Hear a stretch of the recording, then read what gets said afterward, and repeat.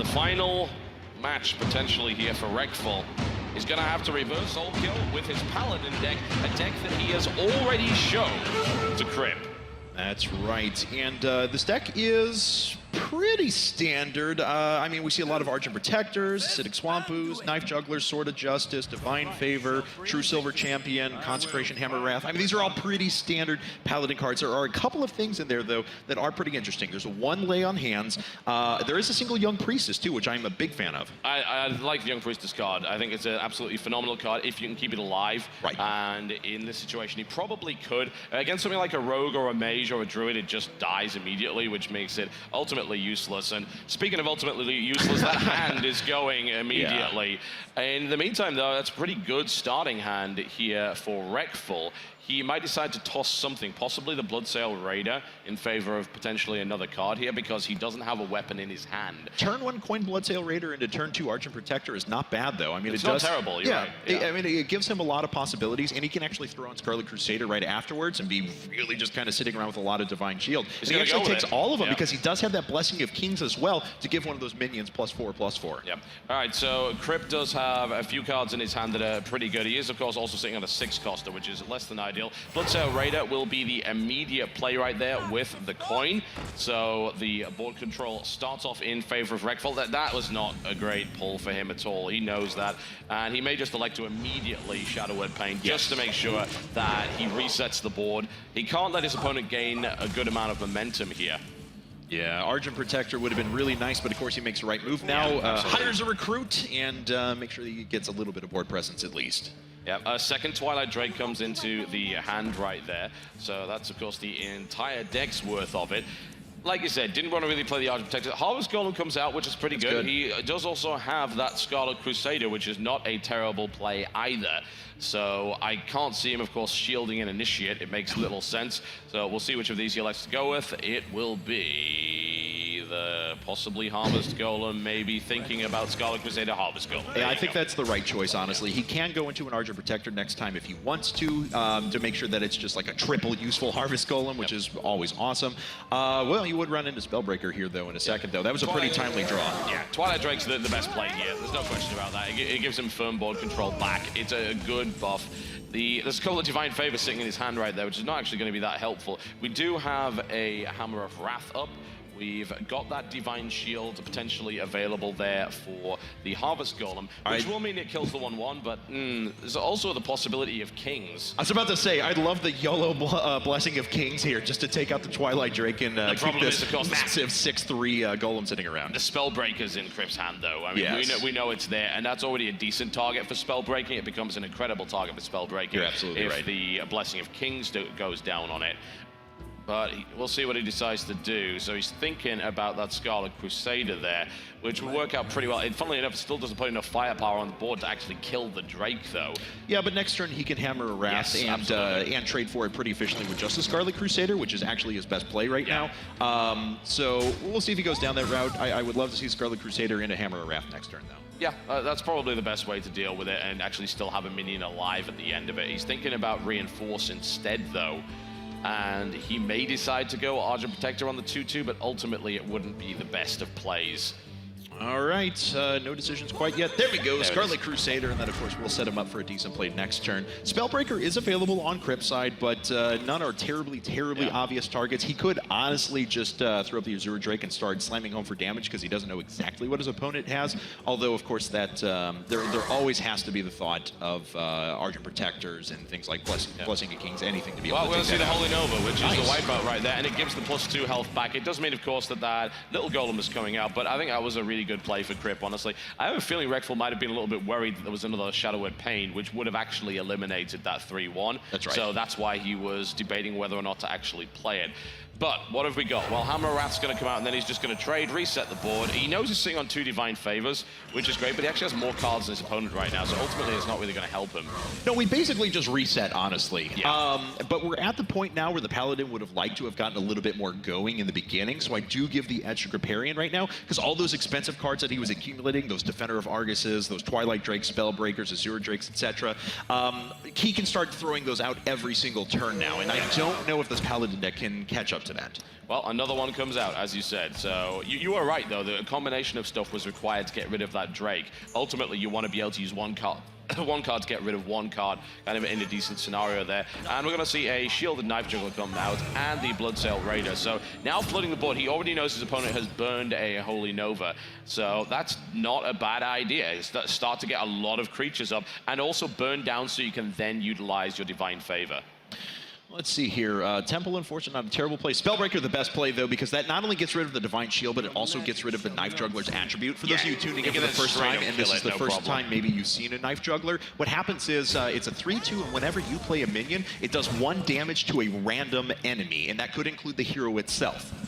Yeah, it can be pretty nasty. Sword of Justice comes out for Krip, and he doesn't have any minions, which is Reckful. But it's a little bit problematic, but you can still summon an Initiate, so it's certainly not the worst thing ever. But really, he wants to try and empty his hand so that he can then use Divine Favor before Krip's hand gets too low for it to really be beneficial.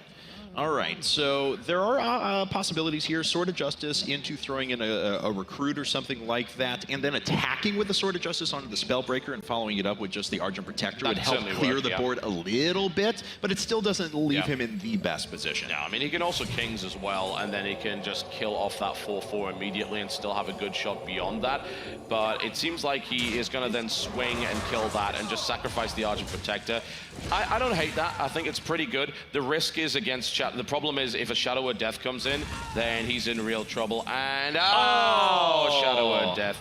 All right, yeah, that can happen. It certainly can. But he does have the Argent Commander, which is a better play here because he's able to just eliminate that and keep his Shadow of Death for later. But here's the problem now. Because he's keeping more cards, of course, this Divine Favor is actually going to get better. So. But, he needed a minion. He really needed a minion. He could lay on hands here, but then the Divine Favor is never going to be used, ultimately. Right. If he uses Divine Favor now, he basically gets 2 cards out of it, which is okay. Yeah, it's all right. He wanted better than that, but at least he pulls out a card, he gets an ooze, so he can utilize that there, and it will get buffed up quite nicely. All right, well, see here he's going to do this, and he's going to make a Recruit here in just a second. That's going to make a 4/3 Acidic Swamp Ooze and a 2/2 Recruit. He passes the turn. He doesn't want to absorb 4 damage and just deal 1 right now. He'll do that next turn if he still has things on board to be able to finish off the Argent Protector. Shadow of Pain comes out, which, you can use it to get rid of the 2/2, but he probably won't. And we're more likely to see a Temple Enforcer buff, I think, on that. And potential, we might end up seeing Defender of Argus next turn, but he's now going to use that to smack that, get it out of the way, heal it up nice and easy. If that stuff stays alive and then Defender of Argus goes in the middle, then things start to get really unpleasant really quickly. All right, so let's take a look back at Reckful's side. As I'm very curious as to what he drew into here. Things are looking not great for him once again. Krip's Priest deck has proven to be very resilient this entire time. It's taken early advantage in this game too, and he's already up 2 games to boot. And it was just a Harvest Golem, which is cool because it's going to have it's going to become 3/4. That's nice. And he can Defender of Argus on top of it, and even throw in a Recruit if he wants. Yeah, I mean, he was thinking about Defender of Argus, and then suddenly he's like, oh, I might want a Divine Favor, though, and I don't have the mana to do that, so... Well, we'll see. You think he's going to go for it anyway, and then just play that Initiate, which unfortunately he's not going to get the buff, but the 3/3 goes into a 4/4, which is even better there. So this is not a bad spot for him to be in, ultimately, at all. He does the damage, and then he moves on. That's right. Mind Control is certainly available, though, if one of these minions gets too big. Right now, he can favorably trade out against all of the taunts, but that is going to still leave 3 creatures on the board for Reckful, because that Harvest Golem will, of course, turn into a Damage Golem, a 2/1 at the end. Yeah. Notice the stats line up here on these creatures for the Paladin, all in that sweet spot. 3s and 4s. The 3 might die to the pain, but the 4s are not high enough for death to actually come along and take it out. But now the Mind Control is in play. The 4/5 with the Death Rattle is a nice grab. Yes. It's not like grabbing a massive legendary, but it's pretty good regardless. And he's able to get favorable trades off with both of that, which leaves him with solid board control. And of course, he heals up his Temple Enforcer again. Excellent so, turn. yeah, Krip's playing fantastic. There's no question about that. Lay on Hands is now definitely an option, but of course, it means he's going to get pounded again next turn. So he can play Argent Protector and then Divine Favor after it for an extra card, but of course, he basically wastes the Divine Shield on the Argent Protector. It's like, what does he value? Does he value an extra card more? Evidently he doesn't. So he pulls a Consecration, not bad. At least it lets him get at that Argent. An Equality and an Argent and a Consecration, not bad. He could pull that off next turn. Yeah, I think he just has to accept that he's going to take damage next turn and then just wait in Equality he's got Consecration. I mean, he should be okay with that, really. I agree, yes. Yeah. ultimately that's fine, because that Equality Consecration combo basically wipes the board. It also gives him an extra turn to see maybe there might be some more creatures that build up there, which is even better. So thinking about attacking, I definitely don't agree with that. And there we go, he's on to the next one. Oh, wow. Sun Fury Protection. We're going to have a lot of things with Taunt here in a second with that and this is great for Defender Reckful. Vargas. Yeah. It's great for Reckful. I mean, Krip has got to be thinking about it. Yeah, that combo is definitely a very powerful one. He's got to be thinking that the possibility is That's right. Like, why aren't you playing too many cards? What are you up to here? But he's going to have to play minions regardless as your Drake comes along. Second as your Drake comes out as well. He's pretty happy with that. And he's going to blow up the weapon, of course, which is nice. I mean, using the Ooze to kill a 4 durability Sword of Justice is phenomenal. That's one of the best trades you can possibly get here. And he will do damage, and a lot of it. You know, we're looking at 14 here. The Lay on Hands will compensate for that somewhat, but I mean, that Equality Consecration combo is ultimately going to put Reckful back in a really good spot. Well, I mean, he's got to play it next turn, wait for one more turn to play the Lay on Hands, and hopefully he draws into something which will help him to at least push his board out a bit further. He wants to force his opponent into starting to use removal spells and not just continuing to flood the board. Whoa, and actually, I think he knows.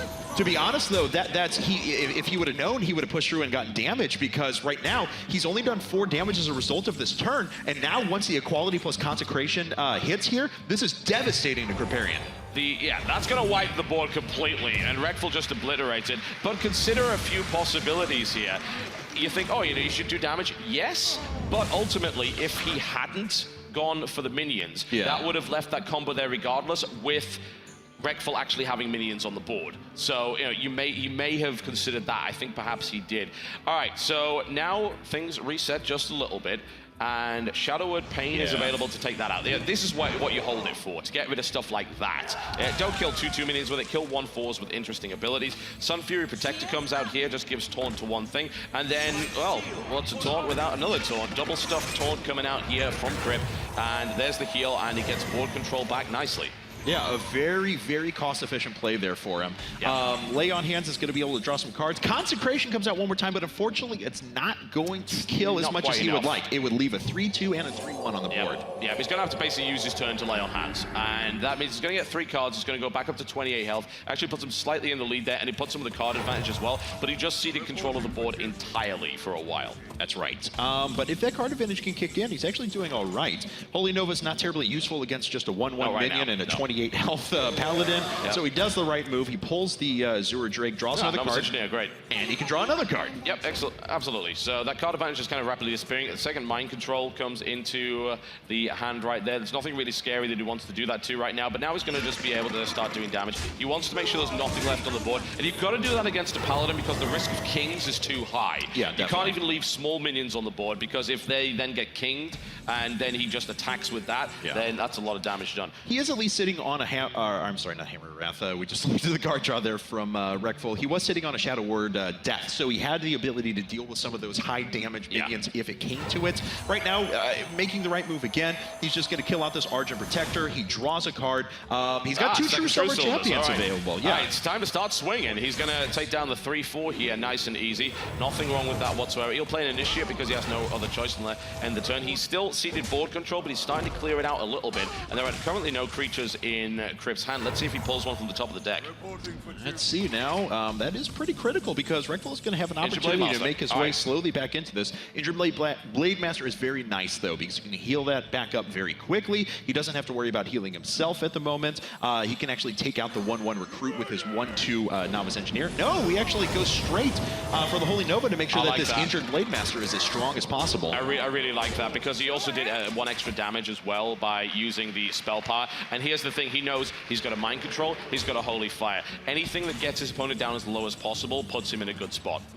All right, Knife Juggler is the draw. Now, certainly, Reckful can swing in, take out that minion with Taunt. He does have Consecrate available. Unfortunately, not the same Equality Consecration combo that we saw before to completely wipe the board.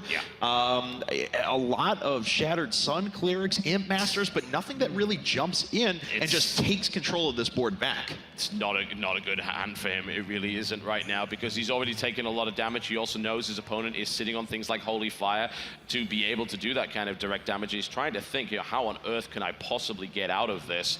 And ultimately, it's going to be very difficult for that to happen. With the mind control in the hand of the priest, even if he pulls something crazy, it could end up in the hands of Kripp, and then that would be a 3-0. But there's no question that he's in a really tough spot right now. He had a possibility of consecrating there and then throwing minions on to see if they would take down one of the larger ones. As it stands, though, he doesn't really get a lot of board presence, and he didn't kill any additional minions there. Looks like he will finally go after this Injured Blade Master. I like that. Anyway, that was the best he could have possibly done. That was actually a really great turn from Reckful right there. But he is still on 8 health, and that is risky. Holy Fire is there. Mind Control is available. Lethal damage is right he has there, Holy Fire. That's it. That is a 3-0 for Kripparrian, ladies and gentlemen. He is going to move into the finals to face Artosis. And what a stomp there, honestly. Kripparrian's deck just looks amazing.